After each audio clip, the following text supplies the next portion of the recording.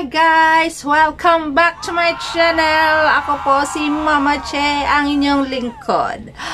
Well guys, eto ako ngayon kasi may naisip akong gawin. Nakita ko lang to siya sa YouTube or whatever. Ayan, mag-egg cleansing tayo ngayon guys. Kasi nakikita ko, napapanood ko siya at saka sinabi nung ate ko, sabi niya maganda daw yun. So, medyo baka nga naman maganda, diba? Parang nagagandahan din ako sa mga napanood ko sa YouTube. Kaya, ayan guys, itatry natin ngayon. As you can see guys, bago akong ligo, wala pa akong kaetse-etse sa mga mukha ko. Ayan. Diba? Ayan. Laban kayo. Pang boxing. Bago akong ligo guys, kasi dapat dito, bago kang ligo. Una, bago kang ligo. Tapos, mag-prepare ka nitong clear glass na may tubig siya. Yung drinking water, guys, ha? Yung drinking water. Tapos, ito ang ginawa ko kasi sabi nila, mag-prepare ka ng asin at saka paminta. Hinalo ko na sila, guys, kasi ilalagay natin ito mamaya pagkatapos. Tapos, syempre, dahil egg cleansing, hindi natin makakalimutan ng egg. Tapos, guys, ito, unahin natin. Ang uunang gagawin daw dito is, hawakan mo siyang maigi. Tapos, babanggitin mo yung pangalan mo. Kung ikaw, kasi pwede mo rin itong gawin sa iba. Kasi mas maganda yung iba ang gumawa sa iyo. Kasi nga, sa likod, mahawakan sa likod hanggang sa, basta part ng likod mo, maaabot. Pero ito, pwede rin ikaw lang mag-isa. Basta, aabutin mo yung gusto mong abutin, yung may mga karamdaman. Kasi maganda daw ito, guys, lalo na pag parang may mga bad spirit na nakadikit sa'yo, or pumunta ka sa isang bahay, tapos may mga spirit doon na sumama sa'yo, mga ganun daw, maganda daw to. Kaya itatry ko ngayon, first time ko guys, ito, first time ko. Tapos, ito ngayon, gaganon mo siya, tapos babanggitin mo yung pangalan mo ng 3 beses, Jennifer Piteros, Jennifer Piteros, Jennifer Piteros, ayan. Tapos, dadasal ka ng taimtim. Kung ikaw naman ay Catholic, Our Father daw ang dadasalin mo. Tapos kung ikaw naman ay kahit anong religion ka at naniniwala ka sa ganito, is magdasal ka ng mataimtim. Dadasalin mo siya na sa pamamagitan ng itlog na ito, tulungan akong matanggal ang aking mga negative sa katawan, mga sakit-sakit sa katawan, at pumalit ang swerte sa aking buhay. Ayan. Tapos ngayon, ano nga sunod pa doon? O yun. Tapos ngayon, pagkatapos nun, magdasal ka ng taimtim. Lahat ng negative sa buhay ko ay didikit sa itlog na ito. Tapos, ayun, iikot mo siyang ganun. Depende naman kasi guys, kasi ako mas gusto ko, may nakita akong isang YouTuber or vlogger na pag ganun lang, mula sa muka, kalimitan naman nagsasabi, mula sa ulo hanggang mukha, ganito lang, hindi siya lalapat sa katawan mo. Yung iba naman merong pinaiikot talaga. Pero iingatan nyo guys na wag mabasag ang itlog. Kasi pag nabasag ito parang pangit naman, di ba? Pangit ang pangitain, joke. Wala naman sinabi. Ang pangit parang, di ba? Common sense na lang pag nabasag ang itlog. Kaya ako nahihirapan ako sa yung ididikit, di ba? Kung mabasag ang itlog, natatakot. Pero may iba na ganun, ginaganon nila yung itlog, paikot-ikot sa ulo mo, ganun. Sa likod, ganyan, lalo na ang leeg ko, ito, tanggalin mo na itlog, yung, isama mo na yung nararamdaman ko sa aking leeg, tapos pag ganon, dito, ganyan, paikot, dahan-dahan lang guys, kasi baka mabasag ang ating itlog. Ayan, brasong malupet. Tapos dito naman sa kabila, dahan-dahan lang guys. Ayan. Dahan-dahan. Ayan. Tapos dito sa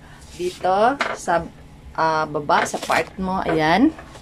Baba, part mo. Ayan. Dito sa puso. Diyan, sa mga dibdib mo. Syempre, kung may mga sakit-sakit ka sa dibdib. Ayan. Pati sa tiyan mo. Dahil yung tiyan, andito na lahat. Lahat ng kinain natin.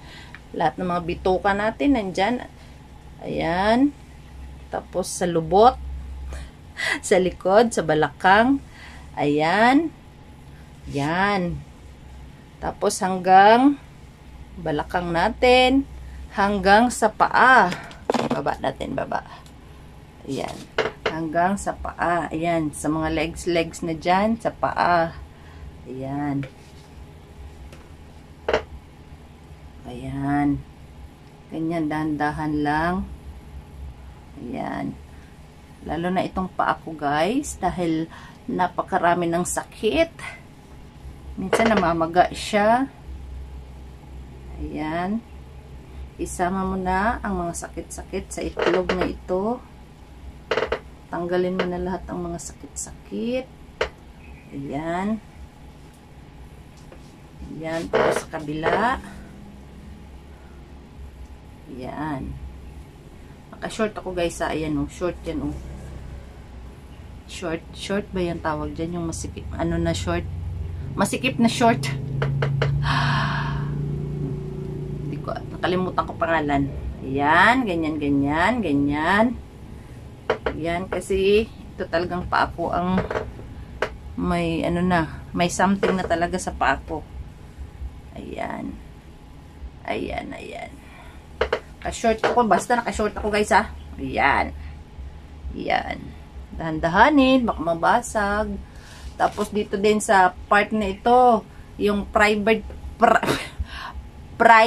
part niyo, guys. Yan.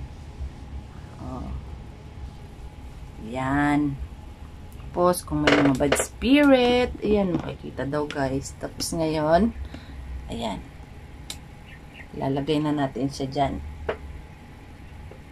Bago ko pala makalimutan, guys, bago ko ito ginawa, hinugasan ko muna siya ng asin. Kasi, di ba, may nakahawak na nito kasi hindi siya fresh. Mas maganda kasi, guys, kung yung native, yung fresh, yung kaiitlog lang niya, yun yung ating gagamitin. Kasi, mas maganda yun kasi, sigurado kang hindi basag ang pula sa loob nun kasi kaiitlog lang. Ito kasi galing na sa palengke.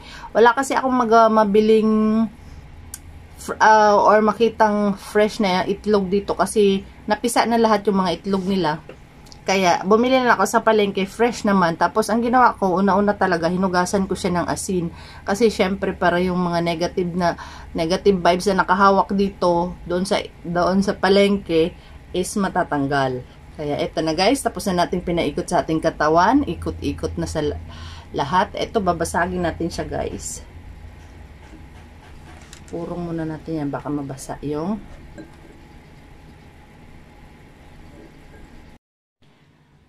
ito palang pag-i-egg cleansing, guys, is, sabi nila is dekada na daw itong ginagawa. Talagang ginagawa na to, subok na siya. Kaya, nung makita ko sa YouTube, itinry ko rin kasi nga, kagaya kung minsan may nararamdaman, mga spirit na nagpaparamdam, tapos,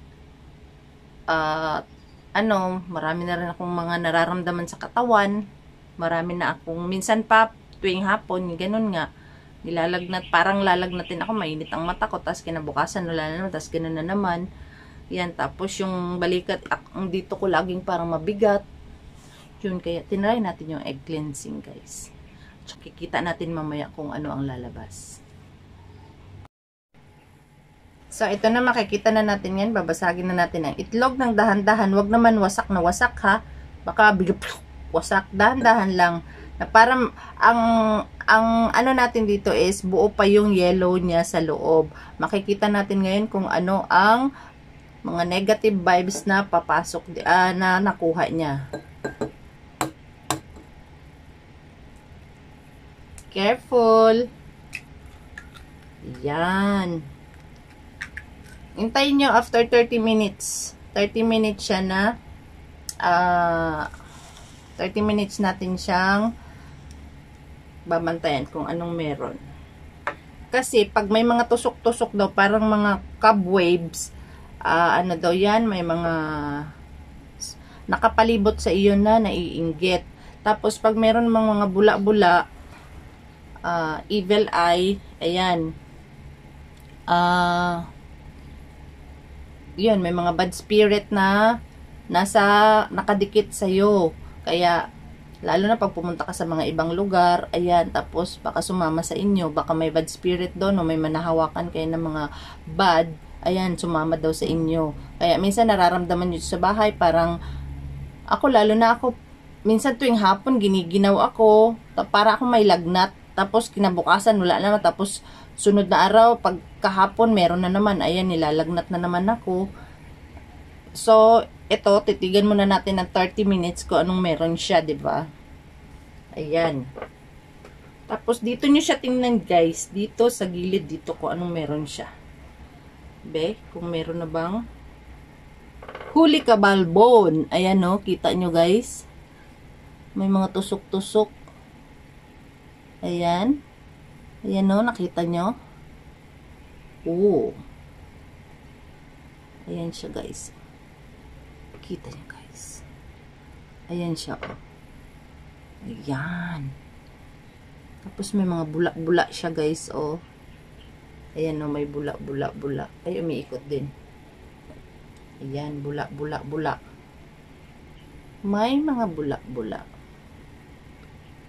So, ang gagawin dito, guys, para makulong na natin yung bad spirit na yan or mga naiinggit na yan, ay mga negative sa ating katawan na sinigop niya, para hindi na siya babalik, hindi na siya makakalabas dyan, lalagyan natin siya ng asin after 30 minutes. Wait natin ng after 30 minutes. So, balik na tayo, guys. Ito, after 15 minutes, pwede naman pala yata. Ayan. Ang lumabas sa kanya, guys, ayan, makikita nyo. May konting sapot. Ayan, nakikita nyo yung sapot. Sapot. Ayan, o. Sapot. Tapos, may bula-bula. May konting isang bula na malaki. At dito sa gilid, natatakot akong iikot. Ibang matapon. Ayan, may mga dalawang konting bula. Ayan siya, guys. Ayan ang lumabas sa aking itlog. May itlog ako. Tapos, ang gagawin natin dito, guys, pagkatapos nyan is, lalagyan natin siya, kukulong na natin siya dyan para hindi na siya makalabas. Bad spirit man yan or mga sakit-sakit sa katawan. Ayan, kukulong natin siya dyan. Lagyan natin siya ng asin. Huwag ka nang lumabas. Diyan ka na. Huli si Balbon. Hindi na siya makalabas dyan kasi nilagyan ko na ng asin. Ubusin na natin. Oh, ayan. Para wala ka talagang kawala. So, ayan na, guys. Nalagyan na natin siya, guys. Maraming salamat sa inyong panonood. Subscribe to my channel. At ang gagawin dito natin ngayon is ipa-flash natin siya sa CR palayo ng ating kabahayan. Para ma-flash out na siya. Ma-flash na yung bad spirit. Kasi kahit saan man, pwede nyong ilibing sa may silangan daw. Pwede siyang ilibing, pero sa ako, mas, ko yung, ipa-flash out ko siya sa Onodoro. Okay, guys, thank you so much. Thank you for watching, and please subscribe to my channel. Thank you, bye-bye!